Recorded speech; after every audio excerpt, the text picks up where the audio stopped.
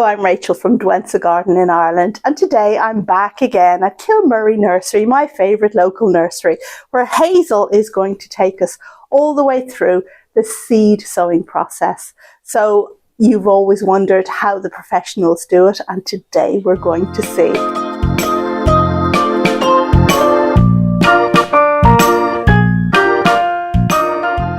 You are very welcome to the video, and before we get down to the nitty gritty, and by gritty I really mean gritty because you can see the piles of compost there behind us, let's hear a little bit about Kilmurry Nursery and why they're so wonderful. Thank you, Rachel. So Kilmurry Nursery, we're a second generation nursery. My parents set it up in 1998. So we're basically here for 25 years. We specialise in herbaceous perennials, grasses and ferns. So we grow nearly 1,000 different varieties from seed, cuttings or division. So it is a very hands-on practical job. So we grow, as I said, so many different varieties, and we sell retail as well as wholesale throughout Ireland.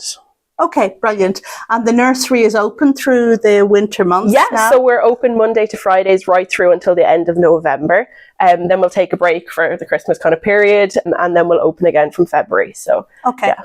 And your mail order? Yeah, our mail order runs right through the winter as well. So we package everything up carefully into a box, and it gets shipped out every once a week all across the country. Okay, yeah. Excellent.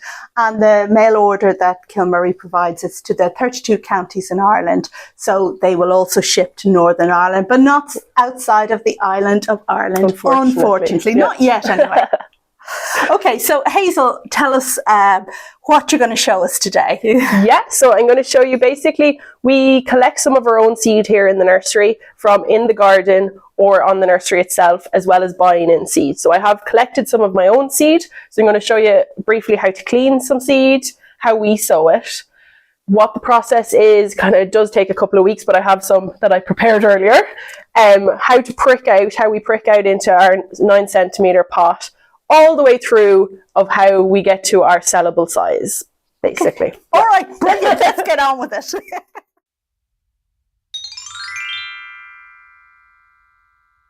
So this is a type of lichnus. This is lichnus white robin. So these normally flower kind of May, June time. So I collected this seed mid-June. So I basically collected, put it into old envelopes and just leave it to dry out slightly.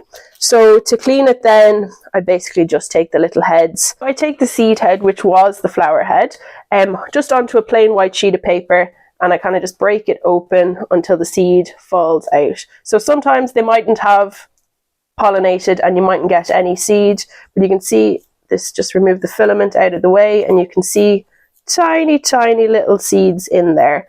Most of the time, if you leave them long enough in the envelope, you can give the envelope a shake and you will get a nice proportion of seed at the bottom of the envelope. So the tiny black bits are the seed, not the white husky bits. Yeah, the filament, that just gets brushed out, and there is your seed there.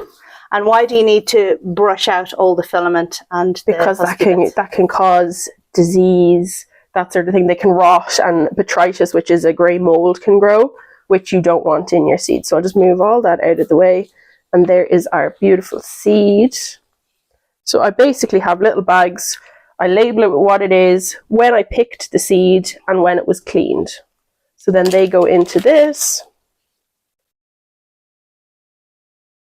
And plastic bags, you use plastic bags as opposed to paper? Yeah, we reuse them then. Okay. Paper, sometimes if the seed isn't 100% dry, it can get wet and damp, and the seed then isn't viable. Okay. So then there's the seed there.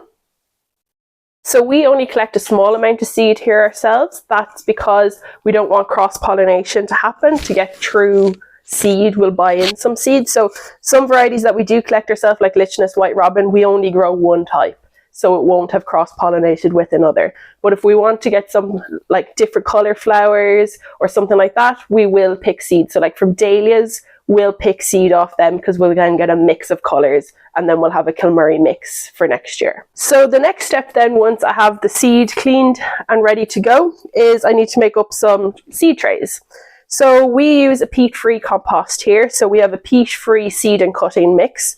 So it's very, very fine wood fibres with very low nutrients, because you don't want to overwhelm the seed with lots of nutrients once it has germinated. So I do a mix with vermiculite, which is exploded minerals. And I do a mix to create a lovely light aerated mixture for the seeds to germinate in. Would it be 50% vermiculite, or what would be the proportions of that? Yeah, roughly 50% vermiculite, 50% compost. Right. Okay. You'd probably add a little bit more compost in, but this is coming into the winter. I would do it a little bit more lighter, with a lighter mix rather than more compost, because it's so damp during the winter, to try and keep it as light as I can. Okay. So then we have to fill the seed trays. So I sterilize these first with just like a kind of a bleach, wash them just so that there isn't any weed seeds, pests or diseases. So they're just a standard seed tray, kind of fill it around an inch or so, just straight in, and then I'll sieve the top part with just an ordinary kind of sieve, garden sieve, just to make a lovely fine seed bed. So this is one I made earlier. So it's just a lovely fine seed tray sieved on top, and it is well watered. It is quite heavy. The thing with all these peat-free composts is that they're so kind of wood fibered based, they take longer to wet. So the thing is, you water it once, leave it, come back in around 10 minutes, give it another water. So the thing is not to over wet it in the first place. So then you're like, why isn't it wetting up? Why isn't it wetting up? And you just throw more water on it at the first stage. You need to leave it, let it soak in, and then come back and give it another water. And that should do the job. So I left this, watered it yesterday evening and watered it again this morning. And it's a nice heavy seed tray ready to go now. And the sieved bit on top, that's before you put the seeds in? Before I put the seeds in, yeah. So it's just nice and loose and easy for them to get the roots. Exactly, because they don't want big lumps of compost, because look how small the seed is. It's not going to break through huge big lumps of compost. Yeah. Do you know, I think my mum had a sieve like that. I think that sieve is older than I am. Take my seed that I just cleaned into my hand, palm of my hand. Nothing fancy here. Basically like you're taking salt and putting it on your dinner. I kind of just go up and down the seed tray. Just lovely pinches all the way along. Very hard to see black seed on black compost, but I have the general idea that it is going on. My goodness, you like your food salty. And I'll just go back over it again, because the edges are always the part that are slightly missed. I find that too. I always end up with the seeds. I've done this so much, and the edges are still my weakness. So just over like that, and that is that done. So then the next step is just give it a light covering. So the mix that I just made is probably a little bit too heavy for putting on the top, so I'll have to add a little bit more vermiculite to it, because it's a very fine seed. And would you put pure vermiculite on top? Yeah, like for such a small seed, I probably would just sieve some pure vermiculite over the top of it, rather than putting any compost on at all. So just lightly over the top. Keep it in your hand, don't just dump it on, because if you dump it on, you'll just end up with a very uneven layer, and you don't want that, because then some will germinate a lot quicker than others if it is very uneven. Okay, so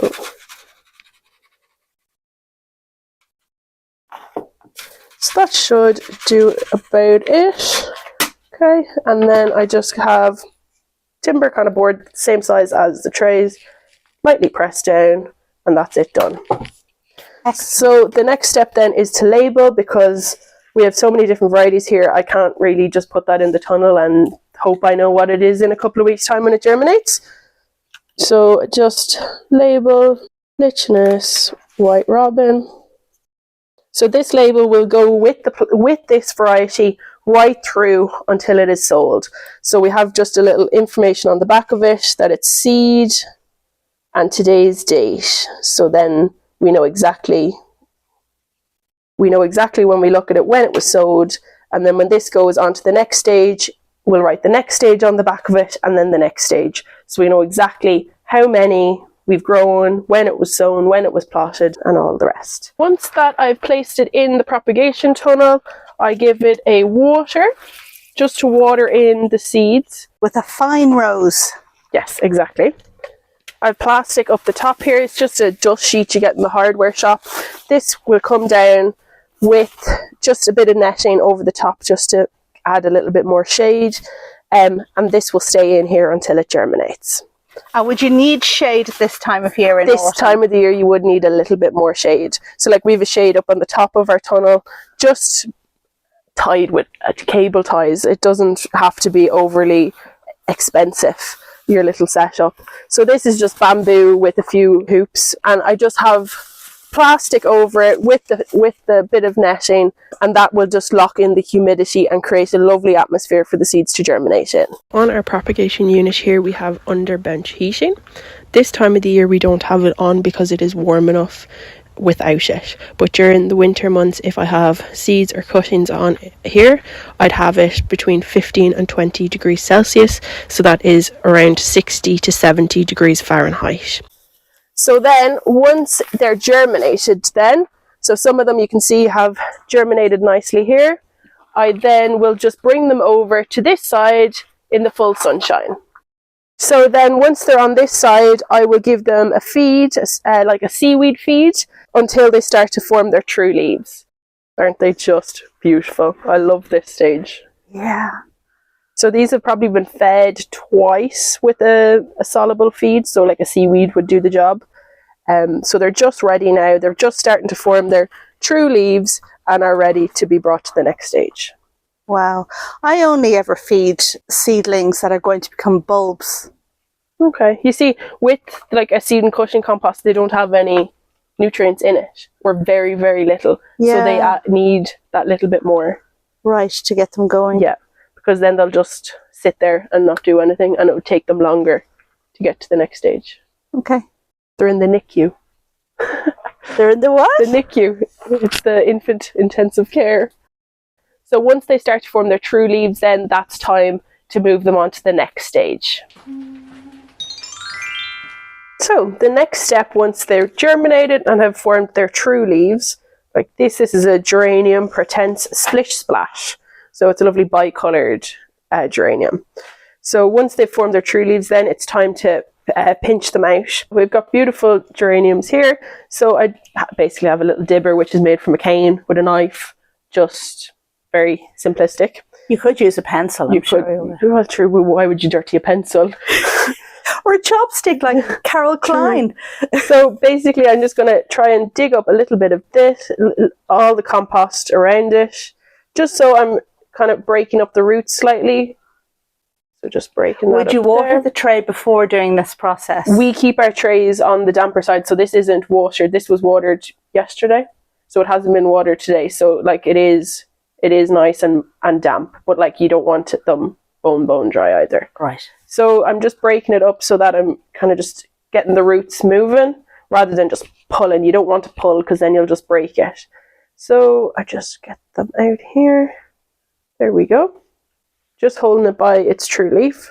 That's a healthy little, gorgeous little plant, isn't it? That. So you should hold it by the leaves, not by the stem, is that right? Yeah. So I'm just going to tease these out. You can see lovely, lovely long roots there growing on them. Beautiful.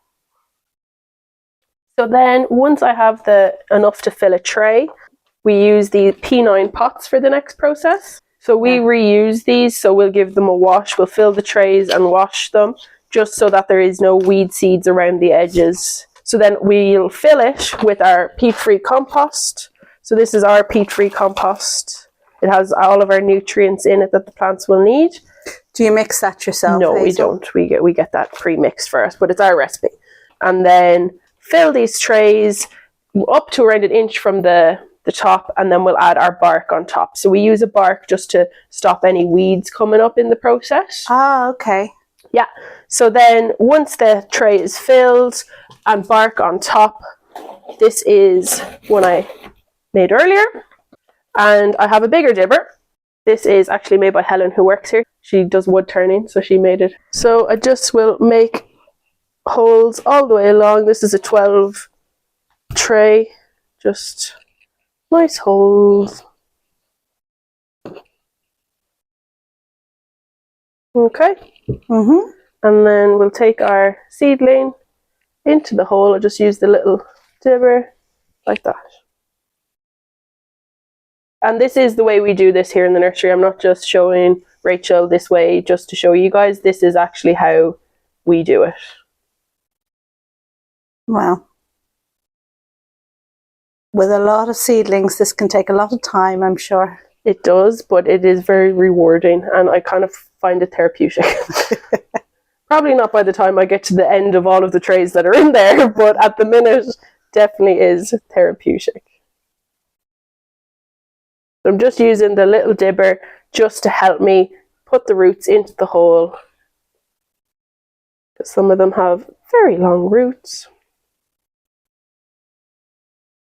And will you press at all around? When I filled the tray, I gave it a tap, but I wouldn't really. That's kind of it as it is. I might need to add a little bit more bark if it's kind of low around it, because that's the culprit corners where you'll get weeds growing if they're not washed properly. So probably add a little bit more bark. This yellow label that you've seen earlier will continue on with this. So this was seed the 26th of July. So this will now be seed to 9 centimetre pot, how many we've done, and then today's date. Okay. So then this will then go from here into the next tunnel.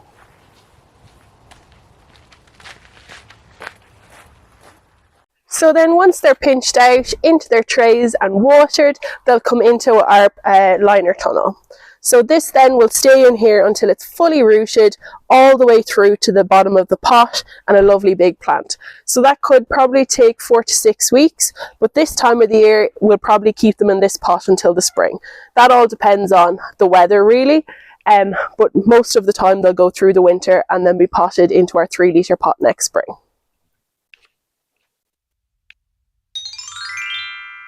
So when I say about waiting until the plant is fully rooted and formed, this is what I mean. So this is a Sowing, beautiful plant. So you can see there, the roots are just coming out of the bottom of the pot.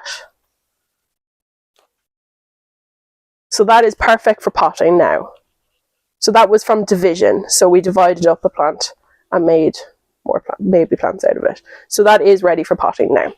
The next step, once they're ready for moving on to the next stage, is we prep them. So we'll take them out of their pot, clean off any bark, weeds, that sort of thing. If they're too long leggy, we'll cut them back into black crates, and then it's on to potting. So this is our potting machine here. So we basically have a pot dropper, drops our pots down. We have our compost comes down underneath the machine in a conveyor belt. Up it comes and out and fills the pots. We then have a dibber, a big dibber this time, creates the hole.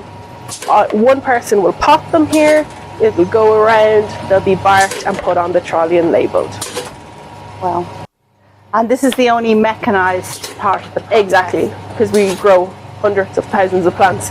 If we were all doing it individually by hand, we'd be here forever. Right. Then we take them, give them a tap. We'll put bark on them. This is just to stop any weeds growing up. So like that. Then they'll go onto the trolley, and then everything will get labelled with our label on it now at this stage. So they'll be fully labelled, brought out, watered, and then lined out onto the nursery. Wow. Isn't it so wonderful to see this process end to end? And I want to thank Hazel so much for taking the time out and setting everything up to actually show us how this is done in real life. It's just a sped up version on how it's done. It does take a couple of weeks between stages, right, but it is a sped up version on how plants are made basically from seed. Very good. And when we were chatting earlier, I mentioned how the small square pots, that's the stage I get to finally with my little seedlings. I get them into the small square pot, and then I usually plant them out in the garden when they're well rooted. But of course, in Kilmurry, people want to buy plants that are good, big specimens because, you know, they're the best chance of survival in the garden. Exactly. But I think it's probably okay to plant them out when they're small. Yeah, once they're fully rooted in that little pot, they'll be perfectly fine to plant out. But we do grow everything into our 3-litre pot to make big, healthy plants for people. Yeah, and that's what I love about the Kilmurry plants. That thank you. They're kind of like, whoa, look at this one. Exactly, they're bursting out of it nearly. Fantastic.